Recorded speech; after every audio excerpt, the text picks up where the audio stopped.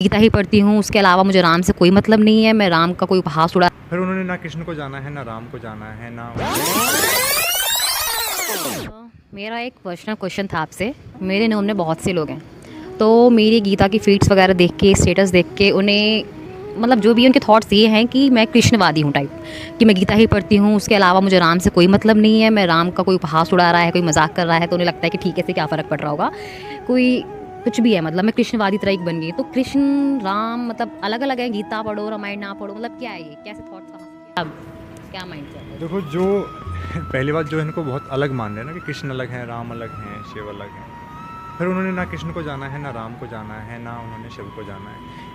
यहाँ तक कि अगर बुद्ध की भी बात करें, हम महावीर की भी बात करें तो, और किसी कबीर जी की भी बात करें तो उन्होंने अभी शायद किसी को जाना नहीं है। वो अभी भी अपनी ही मान्यताओं को लेके, अपनी ही छवि को लेके, जो अपने मन में जो छवि है उसी को लेके मतलब वो अपने जो आराध्य हैं उनको पूछते हैं। अब राम को अलग मानते हैं, कृष्ण को अलग मानते हैं, तो समझ जाओ कि वो इंसान, उसने कुछ ना जाना ना कुछ पढ़ा है। क्योंकि अगर आप ठीक से आप ग्रंथों को पढ़ोगे, आप ठीक से उनको जानोगे भी, तो भगवत गीता में जो मूल बात है वही मैं रामचरितमानस में जो बात है वो कही जा रही है। वही बात कबीर जी कह रहे हैं, वही बात बुद्ध कह रहे हैं, वही बात महावीर जी कह रहे हैं।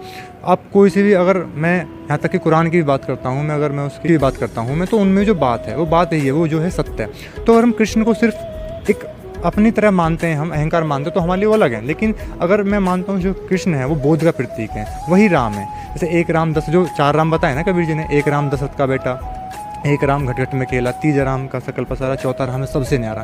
तो जो चौथे राम है वो सबसे न्यारे हैं, और वही कृष्ण है। कृष्ण मतलब बोध, सत्य। तो कोई अलग नहीं है, ऐसे बुद्ध का शून्यवाद है। तो ये चीज़ कोई अलग नहीं है, अलग है हमारी नज़र, और हम नज़र से जो देखते हैं वो हमारी नज़र अहंकार की होती है। तो जो लोग कहते हैं तो उनकी बातों में ज़्यादा ध्यान नहीं देना चाहिए, उनको बस उन्होंने छवियाँ पकड़ रखी हैं। बाकी सभी एक ही हैं, वो एक है सत्य, ब्रह्म, और उसको बोध भी कह सकते हैं। हमारी ही जो ऊंची संभावना है, आत्मा, बोध, वही है, सभी एक हैं, अलग कुछ नहीं है।